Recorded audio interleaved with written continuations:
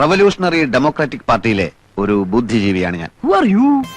കോട്ടപ്പള്ളി രാഘവൻ നായർ പ്രകാശൻ, അതാണ് K R. ആരാണാവോ അത്? അവൻ എന്റെ പ്രതിയോഗിയാണമ്മേ. പൊതുപ്രവർത്തകന്റെ വളർച്ചയെന്ന് പറഞ്ഞാൽ ഇന്ത്യൻ പ്രസിഡന്റ് വരെ ആകാം. അടിമത്തങ്ങള പൊട്ടിച്ചെറിയാൻ, പിഴച്ച നീതികൾ ഉടച്ചു വാർത്താൻ, താത്വികമായ ഒരു അവലോകനമാണ് ഞാൻ ഉദ്ദേശിക്കുന്നത്. ഉണരട്ടെങ്ങനെ ഉണരട്ടെ, സ്നേഹവസന്തം പുലരട്ടെ.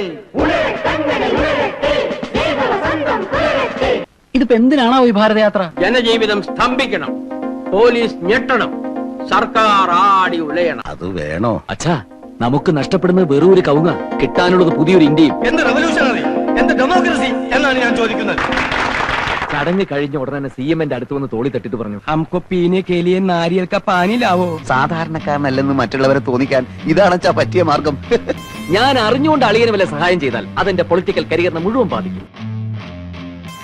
എല്ലാ പത്രക്കാരും വിളിച്ച് INSP പ്രവർത്തകന്റെ മരണ വാർത്ത അറിഞ്ഞ് ഞാൻ ഞെട്ടി എന്ന് പറയണം. വിഘടനവാദികളും പ്രതിക്രിയാവാദികളും പ്രഥമദൃഷ്ട്യ അകൽച്ചയിലായിരുന്നെങ്കിലും അവർക്കിടയിലുള്ള അന്തർധാര സജീവമായിരുന്നു എന്ന് വേണം കരുതാൻ. മനസ്സിലായില്ല. നമ്മുടെ പാർട്ടിക്ക് കല്യാണം ഇഷ്ടമല്ല, നമ്മുടെ പാർട്ടിക്ക് അടിത്തറയില്ല. നമ്മുടെ പാർട്ടിയെ നമ്മൾ തന്നെ വിമർശിക്കരുത്, അതും ഇന്നത്തെ ചുറ്റുപാട്. അനുഭവിക്കണ്ടൊക്കെ അനുഭവിച്ചല്ലേ പറ്റൂ നാരായണ. പോളണ്ടിൽ എന്ത് സംഭവിച്ചു? പോളണ്ടിനെ പറ്റി നീ ഒരക്ഷരം മിണ്ടരുത്.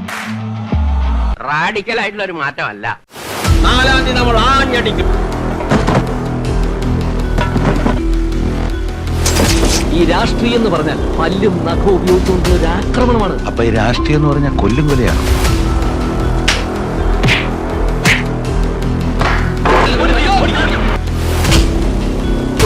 അവേഴ്സിനുള്ളിൽ ആരെ വേണമെങ്കിൽ പിടിച്ചകത്തിടാനുള്ള സ്വാധീനം KRPക്ക് പാർട്ടിയിലുണ്ടെന്നുള്ള കാര്യം നിനക്കറിയാലോ.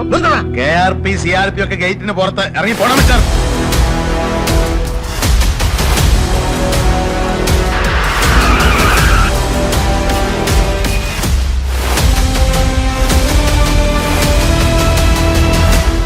ഈ മരിച്ചാളാരാണ്? നമ്മുടെ രക്തസാക്ഷി. INSP മൃഗീയമായി കൊല ചെയ്ത നമ്മുടെ രക്തസാക്ഷി. ഈ മരിച്ചവൻ ശരിക്കും ഏത് പാർട്ടിയാ? അവൻ മരിച്ചെടുക്കുന്നോട് ചോദിക്കാൻ പറ്റില്ല.